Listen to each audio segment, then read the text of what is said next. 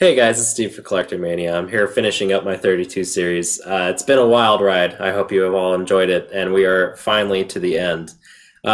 With that, my last commander, I know that I say this pretty much every time, but this is probably one of my favorite decks. It's at least in the top 5, and this is Kozilek, the Great Distortion. This card is absolutely insane. It is a 10 cost commander, but it's well deserved. I know that when you see that hefty cost, you think, oh god, I'll never get him out, or I'll never be able to keep him out, or he's going to cost 12 on the second cast, but really, it doesn't matter. You're playing with Eldrazi power here, and it's, yeah, you're destroying everyone. So getting into Kozilek, he is 8 colorless and then 2 diamond symbols. That's super important because you have to have the diamond symbols in order to cast him, so keep that in mind.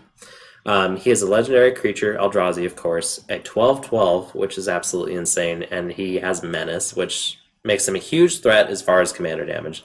Like, I don't know how many games I've ended just with swinging with this guy, which isn't my usual go-to. The other, well, the main ability here that is super relevant is the card draw. You essentially exhaust your hand to get him out and then replenish your hand, because when he comes into, or when you cast him, not comes into play, that's important as well. You draw up to your max hand size, which is 7, you know, all that good stuff. And then secondarily, he has the ability that if you pitch something that has the same converted mana cost of a spell that's being cast, you counter that spell. So I cannot tell you how many times I've blown people out with like just stupid things like, I don't know, tossing out a Mind Stone when somebody goes to Cyclonic Rift. Like, that is like the best feeling in the world, just to nail somebody. Especially like the look on Kylie's face when that happens. It's, yeah, it's what I live for. So that is Kozilek. And as you'll see, the deck is very much built around him. So first up, we've got our featured Planeswalker. It is the only Planeswalker in the deck just because I can't afford a Karn. I mean, that card's like $1 million at this point, like 80 or 70 or something ridiculous. So we've got Egan the Spirit Dragon. I know this one's pretty expensive too, but I got him when he wasn't that expensive. So 8 cost, 7 loyalty. Egan, of course. His +2 is Egan the Spirit Dragon deals 3 damage to target creature or player. I finished many of things off with that, so it's pretty important. What you're really after here is the -X, though. Exile each permanent with converted mana costs X or less that's 1 or more colors. Think about what you're playing. You're playing 100% colorless. So how many craps do you give about that happening? 0. You essentially just throw this guy out there and do whatever you need to. Like, I've done it for 7, I've done it for 5, I've done it for whatever. It doesn't matter. Yeah, it's busted. It's crazy as heck. This is the second all is dust, essentially, in the deck. Last ability, which I've only gotten to this a few times, but it's you gain 7 life, draw 7 cards, then put up to 7 permanent cards from your hand onto the battlefield. Like, that ultimate is absolutely insane. -10, so yeah, it's really hard to get there, but think about it. You throw him out, you -X, you get rid of the board, then you just start plussing him, because you essentially have an empty board to work with at that point, and you can pretty much control the game with Kozilek until you get to ultimate him. So, yeah. I shudder to think about what my opponents think when that kind of thing happens, but it's, once again, it's everything that I want to do in Magic. After that, we're moving on to our creatures. First up, we've got a Deal Broker. Normally this guy's just really important for the card draw and the rummaging, but in here he has another added function, which is essentially your top card of your library now becomes a way for you to counter another spell. And when you think about that with Kozilek, if you have a Sensei's Divining Top, you can almost set up any CMC that you need. So if somebody casts something that's outside of your hand, you use your Divining Top, and then you put whatever on top, and then you can use your Deal Broker to get that card and then discard whatever you don't need. I mean, there's a million different paths to play. You can even like just chance it with Deal Broker and just see what you get. You know, spin the wheel, find out that you have exactly what you need on top of your library. Then you have the counter for it. So, really cool card. I love this card. Obviously, in colorless, it really matters because, you know, I can't play Merfolk Looter. I can't play the Goblins. I can't do anything like that. So, super important here. On from that, we've got one of our first Eldrazi outside of Kozilek, and that's Matter Reshaper. Really relevant. Great, get it out early, get it killed. Reveals a land, great. Reveals anything else, great. You know, you can usually cast things off of it. Like, I've put, you know, mana crypts into play with this guy, so he's really cool. And the artwork on this card is absolutely stunning. Like, the colors, like, oh gosh. If you can't tell, I'm kind of a nut for Eldrazi at this point. I wasn't that big on him, you know, back in the day, but now that they've got like the second wave, it's everything that I ever wanted for a weird colorless tribe. Next up, we've got a Metal Worker. Obviously, most of this deck is going to be artifacts just because that's where Colorless lends itself to be. So most of the time, you're going to have plenty of artifacts in your hand just to play your Kozilek off this guy alone. You know, if you think about it, if you have 5 artifacts in your hand, all of a sudden you can cast Kozilek. Although that's not what you want to do, because you want to play out your hand before you cast him. So keep that in mind as well. I've got another really big Eldrazi, the Thought-Knot Seer. Really good for just hosing your opponents. You can, especially if you know somebody has like that game-breaking card in their hand, and you like somebody just fished up a combo or something like that, you can just play a Thought-Knot Seer and get rid of it. Yeah, it has the downside of somebody's going to draw a card once it dies, but really you can choose pretty favorably, you know, your opponent that has either, you know, the least amount of cards or one that you're kind of allied with or whatever. You know, you can kind of play politics with this card, but I'll read it for you real quick. It's 3 colorless, 1 diamond mana. When Thought-Knot Seer enters the battlefield, target opponent reveals his or her hand. You choose a non-land card from it and exile that card. Yeah, and then when Thought-Knot Seer leaves the battlefield, target opponent draws a card. So really cool. Once again, with the artwork, the colors in these cards, like you would never think like colorless cards would be this pretty, but really they are. Then on from that, we've got a Conduit of Ruin. Super important for finding your late game Eldrazi. Plus, it really helps you cast a lot of those guys as well. So if you think about it, the first creature spell that you cast costs 2 colorless less with this guy. So that brings Kozilek down to 8. So something a little bit more manageable. I know 8 isn't manageable, but for this deck it really is. So there's that. Tutor abilities are always good, of course. It's a little bit, you know, kind of backpedaling a little bit because you put it on top of your library instead of in your hand. So sometimes that can be a little, you know, not to your favor just because somebody can mill it or whatever. So say you go get a Void Winter or something like that, put it on top of your library. Somebody doesn't want that to be cast, they just mill it, whatever. So you kind of have to keep that in mind and be careful with it. But for the most part, it's not going to matter. Then we've got the Staff of Nen creature in Endbringer. This card is absolutely insane. The fact that it can untap on everybody's turn is bonkers. With this deck, you never have a problem using its abilities because pretty much all your mana is diamonds. So yeah, Endbringer, really cool card. Has a bunch of abilities. You can swing with it. You can, yeah, it's really cool. Once again, the artwork. I know I'll keep saying the artwork. Yeah, the artwork. Then we've got an Oblivion Sower. Really cool card just to kind of help you get up in the, you know, the upper echelons of having 12 or whatever mana. This guy is also really good for handling threats. So once again, we just talked about Conduit of Ruin. If you know somebody's setting up something like that, I mean, there's a million different cards that do that in Magic. So they set up like that, then you play an Oblivion Sower and then just exile it. You just solved your problem, you know, really good card. 5/8, so it's got a huge butt, so it can block pretty much anything. Cost 6, so really cool Eldrazi. I kind of like that with each of these, they're kind of odd. Like, you don't see these kind of abilities on anything else. And that's where I think the juiciness of Eldrazi is for me, because they're just so weird, you know, just so different.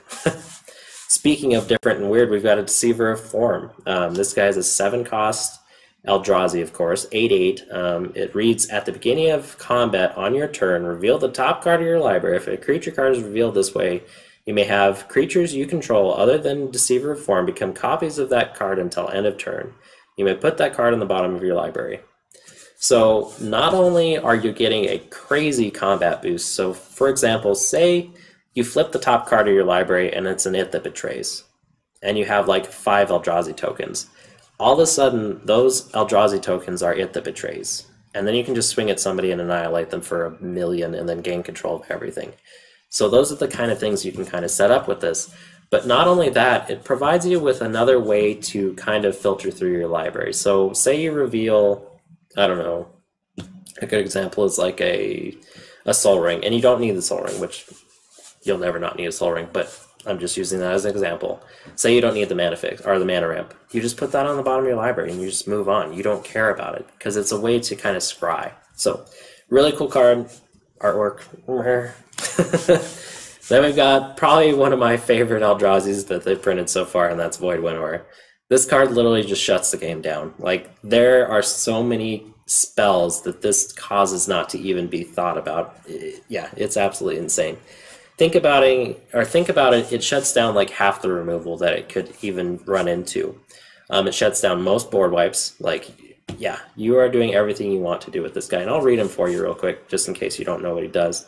So he's a 9-cost, 11/9, Eldrazi, of course. Your opponents can't cast spells with even converted mana cost. 0 is even, so keep that in mind. Your opponents can't block with creatures with converted mana or even converted mana cost as well. So going back to Kozilek, that's really, really good because once again, that menace becomes even that much more relevant because their blocking options are very limited at that point. So yeah, Void Winnower.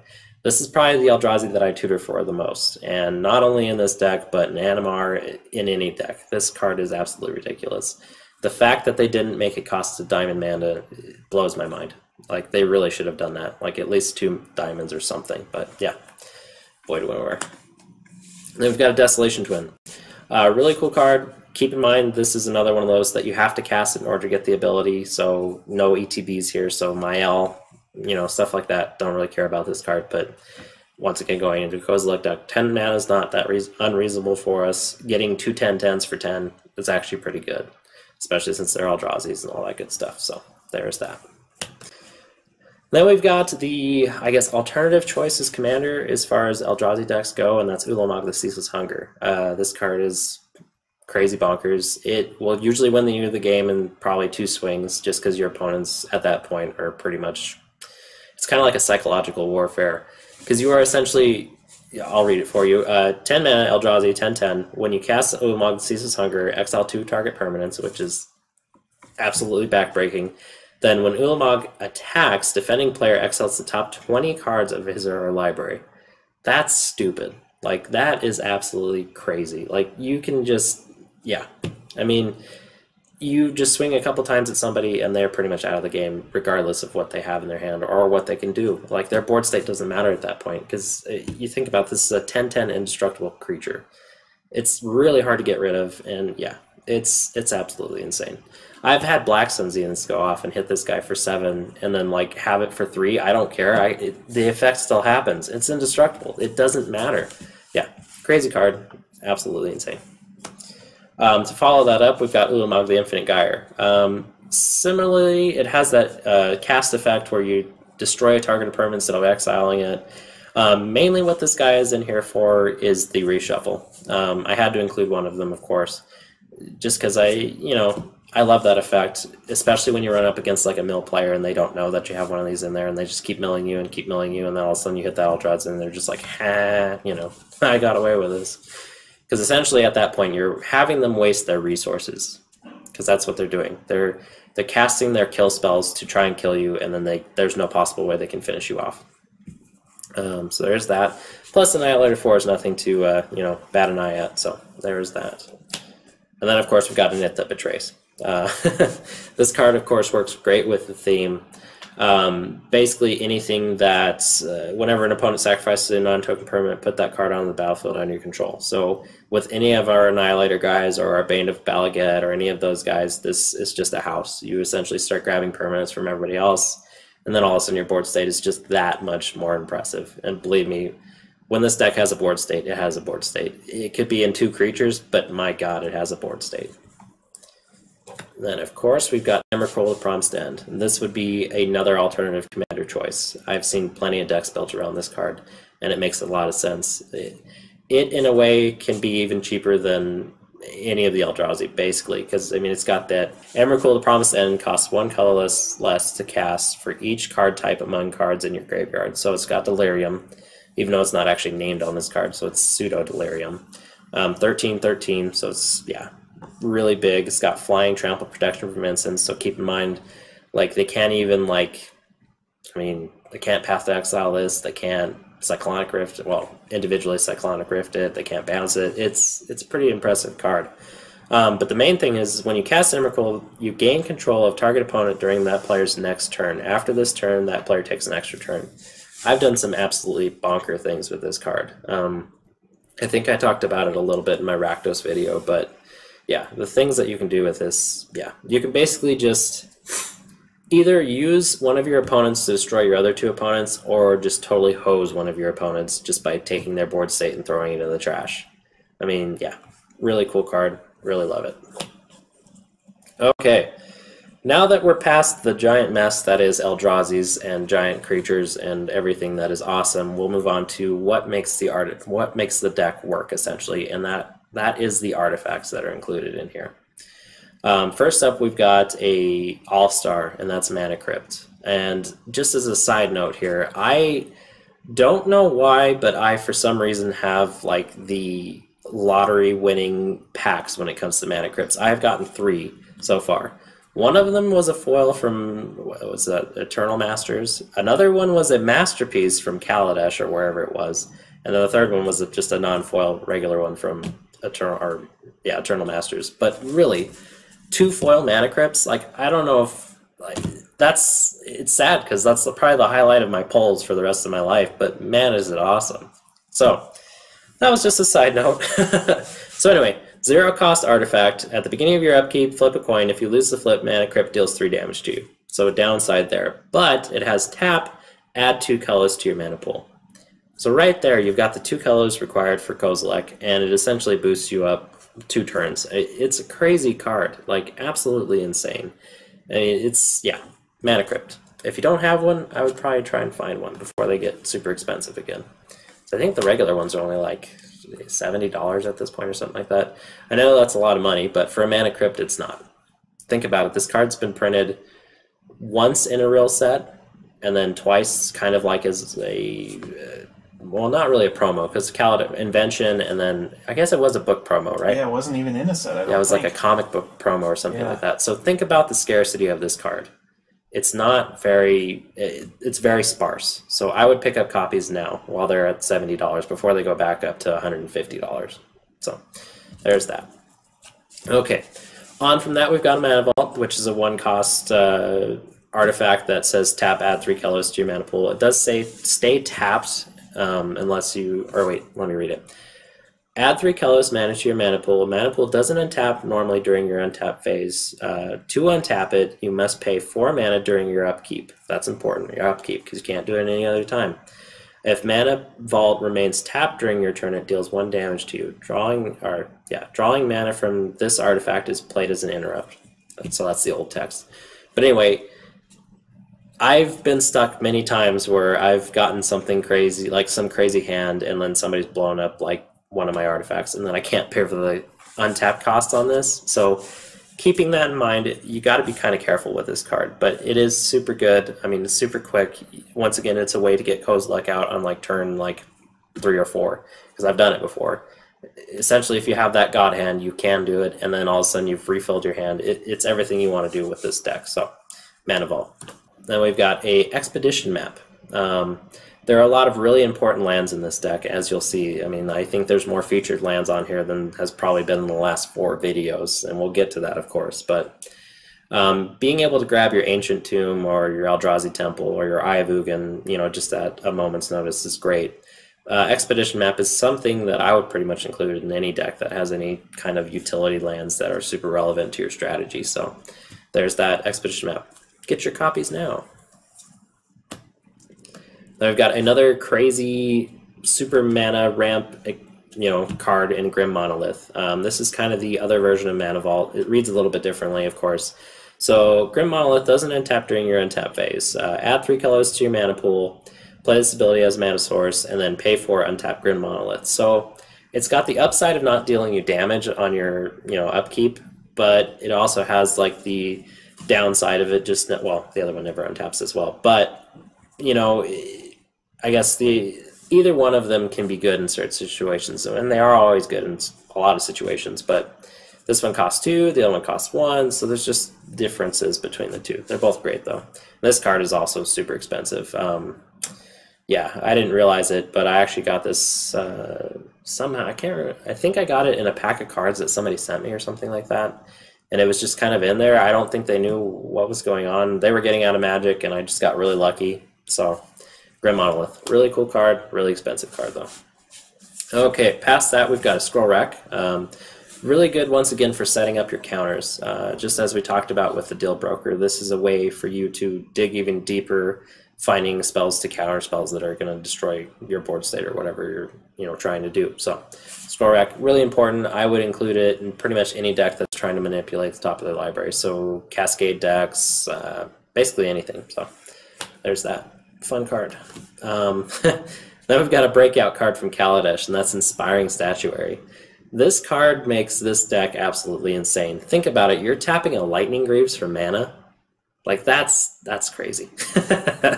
I've had so many courses of action where you just play like some stupid random colorless artifact, like clues. Clues are a big one with this card. You get like Tammy Oz Journal out, and all of a sudden all these little clues are tapping for mana. Your opponents hate you because you're just like, yeah, I'll pay one, I'll pay one, I'll pay one. Yeah, it doesn't matter. So anyway, it says non-artifact spells you cast have improvise. So your artifacts can help cast those spells. Each artifact you tap after you're done activating mana abilities pays for 1 colorless mana. So once again, going back to that Lightning Greaves, it taps for a mana now. It's absolutely insane. Keeping in mind, as long as you're not casting an artifact spell, which the downside of the deck is there are a lot of artifacts in here to be cast, but if you think about it, pretty much most of that entire stack of creatures were all Eldrazi, not artifact creatures, so super important. Okay, and then we've got an Erratic Portal. Going back to Kozilek's ability, it's not an ETB, so you can't just simply flicker your Eldrazi. You have to recast them. So having something that puts that card back into your hand is super important. And Erratic Portal does that for you. It's 1 and tap, return target creature to its owner's hand unless its controller pays 1. So not only is it relevant for you to be able to bounce your Eldrazi back to your hand, but it's also relevant as a deterrent for people to tap out. Because essentially if they tap out, now you have the ability to bounce whatever you want. So for example, you're playing against a Prosh player. I've actually had this happen in game. They play a Prosh, they tap out their mana, they go to swing at you, and then you bounce the Prosh back to their hand. I mean, you've basically done everything you wanted to do there, defensively, offensively. Yeah, great card. Really cool, kind of wacky. I know there are a few other effects that do this. I just found this one to be the best one for what I was trying to do. Next, we've got a trading post. I've definitely saved my butt quite a few times with this. A lot of people forget about the discard a card and you gain 4 life. I've had many times where people are trying to finish me off and all I have to do is simply just discard something I don't need, gain 4 life. The other abilities are also super relevant. I mean, pay 1 life, put a goat token out, then you can basically block, chump block. Sacrifice a creature, return target artifact from your graveyard to your hand. So a really good way to get things that have gone away back. Then as sacrifice an artifact, draw a card. It's kind of weird because this card itself just cycles through itself, so you can essentially just keep running through it. Really cool card. It's not as big as I thought they thought it was going to be, but I think it's really cool in Commander, so there's that. And then speaking of clues, we've got a Tammy Oz Journal. One of the best ways to kind of generate a bunch of little artifacts really quickly.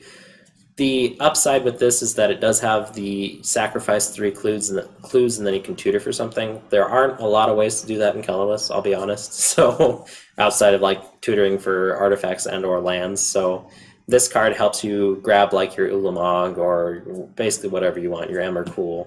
It's a really cool card, and a lot of times people don't realize that it has that second ability. They just think it's a clue generator. So you just generate a couple clues, then you can basically tutor for anything. Then we've got an Egan's Nexus. I think this is an essential card with Emrakul. Normally it's a little bit of a downside to give your opponent that other turn, but with this card you don't give them that other turn. Like, you just take their turn. So yeah, really cool. It also has the added benefit of if somebody goes to do like a major board wipe, like, because that'll happen, like people will destroy all artifacts or something like that with a Vandal Blast. Believe me, I've had it happen plenty of times.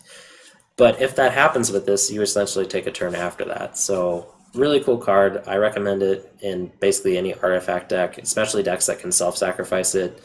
Yeah, really cool. Love it. Yeah. So on from that, we are going to move on to our instants and sorceries. I kind of lumped them into one category because there's, what, 5 or something like that. Believe me, there's not a whole lot of instants and sorceries that are colorless. And yeah, there's probably a good reason for that because they can be included in any deck. So there's that. So first up, we've got a Warping Whale. This card, it's another blowout card. It's kind of funny. This entire deck is pretty much blowout cards because people don't expect it. Getting back to Eldrazi, they're just so weird. but it's so awesome. So it's 1 colorless and then a diamond mana. It's modal, one of my favorite types, of course. Choose one. Exile target creature with power, toughness 1 or less. Or wait, no, sorry. Yeah, exile target creature with power or toughness 1 or less. You wouldn't believe how many creatures that's actually relevant for. It works really well. Think about in like, I'm trying to think of one that's really important, like Deathrite Shaman, anything like that. This will just get rid of it. So there's that. And then we've got counter target sorcery spell. Of course, that's super important. You can counter, you know, Wrath of God. You can counter. There's a ton of different spells that can do that with. Then it's got put a 1/1 colorless Eldrazi creature token on the battlefield. It has sacrifice this creature, add 1 colorless or diamond mana to your mana pool. So 3 pretty relevant abilities on a instant speed modal spell that's colorless. Like, I don't think I could ever say that sentence again about any other card. So Warping Whale, super cool. And then we've got a blowout card in Not of This World. I don't know how many times people have tried to Path to Exile on my Kozilek, and I just Not of This World it, because I mean it's 0 at that point. So yeah, it's reads as counter target spell or ability that targets a permanent you control. Not of This World costs 7 less to cast if it targets a spell or ability that targets. Or I'm sorry, I'm reading this totally wrong. Not of This World costs 7 less to cast if it targets a spell or ability that targets a creature you control with power 7 or greater. So it's kind of a weird counter / stifle. It's bizarre. Back to Eldrazi again. So there's that. And then we've got our featured sorcery, which is All Is Dust. Going back way in the beginning to Egan, I feel like this deck tech has been like 30 minutes already. All Is Dust. It's 7 cost Eldrazi sorcery, which is relevant in a lot of ways.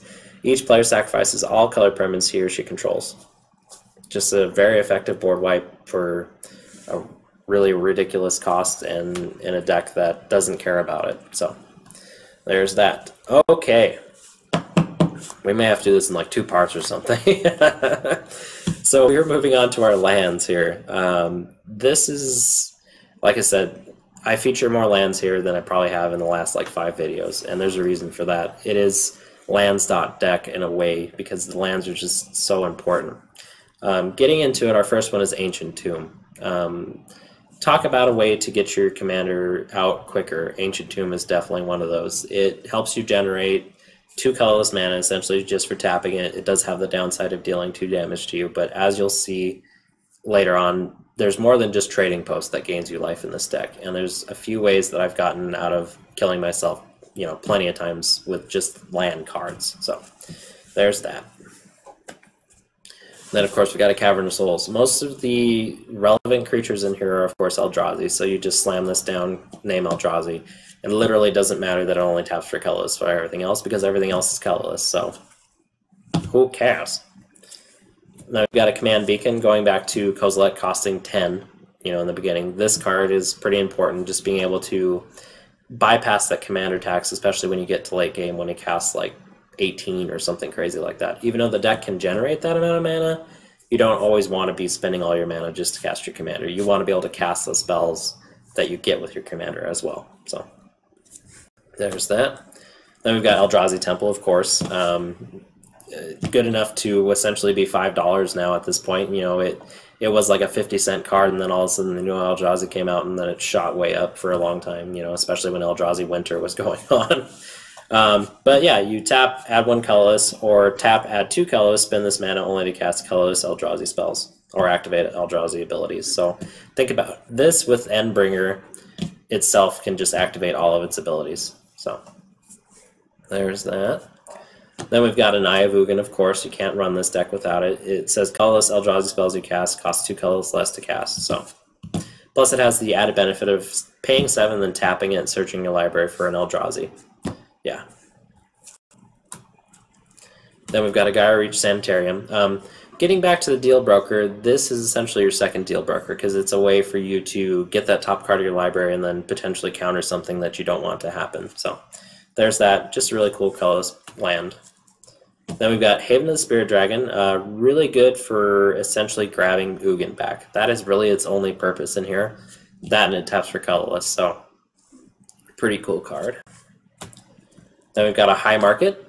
Great for, I've had a few people try and like treachery like Mike Kozilek or something like that. So having a sack land or something to be able to sacrifice your creature at instant speed is a lot of times super important.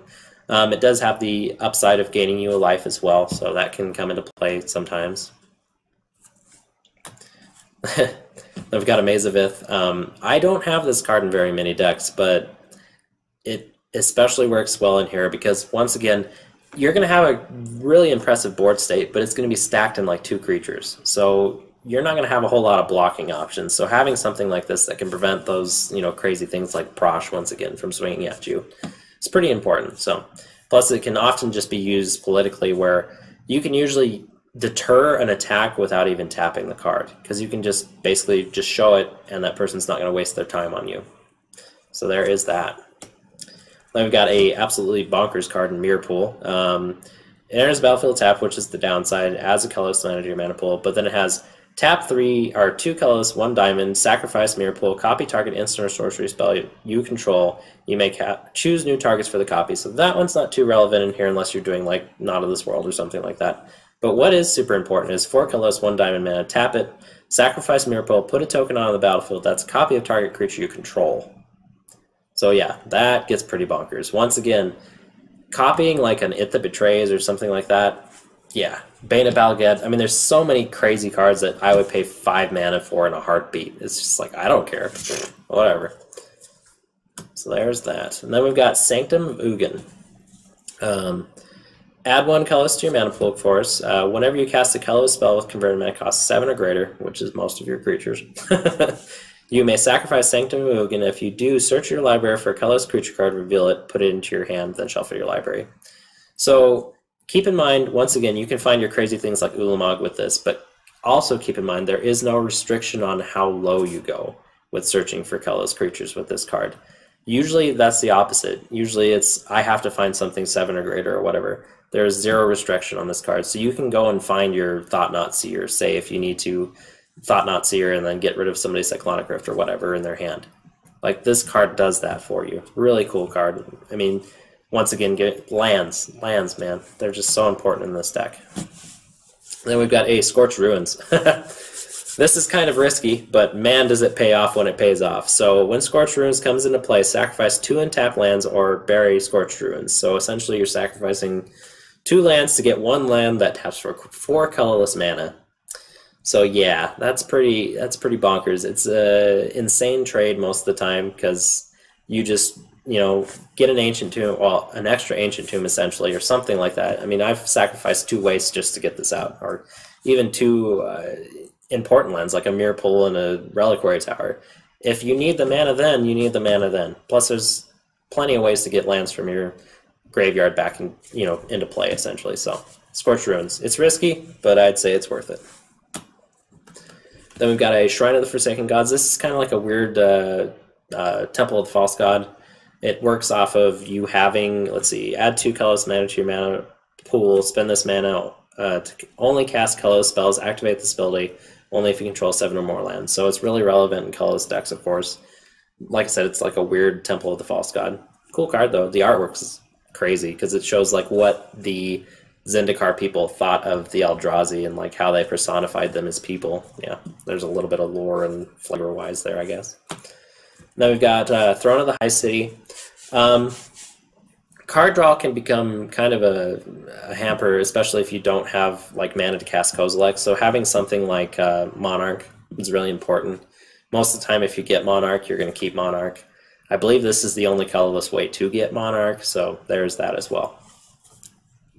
Oh my gosh, guys. We're on to our last land. Thank you if you've stuck with me for this long. I know that I'm drooling over this deck, but literally it doesn't get better than this for me. So our last land is Tomb of the Spirit Dragon. This is a way to essentially save yourself. You pay 2, tap it, you gain 1 life for each colorless creature you control. Usually that's not going to be a lot, but it's going to be enough to survive. So this, just like the Trading Post, is a way to kind of get around your opponents killing you. You know, say they send 10 damage at you and you have 10 life, and then you have 4 creatures on the board. You essentially go to 4. it's a way to survive. And most of the time, you only need that one more turn to swing with Kozilek, or play your Emrakul to win the game. So keeping that in mind, it's just super important. And that is Kozilek. I feel like I need like a tall glass of water and like, I don't know, a vocal cord coach at this point. But yeah, I hope you guys have enjoyed. This is the end of the 32 series. If you've stuck with us this far, I really hope that you've enjoyed each of the deck techs. I've obviously put a lot of time into each of them, and it's been a blast, really it has. And I'm looking forward to what we do in the future. I'm not sure what that is quite yet, but we will keep you posted on that.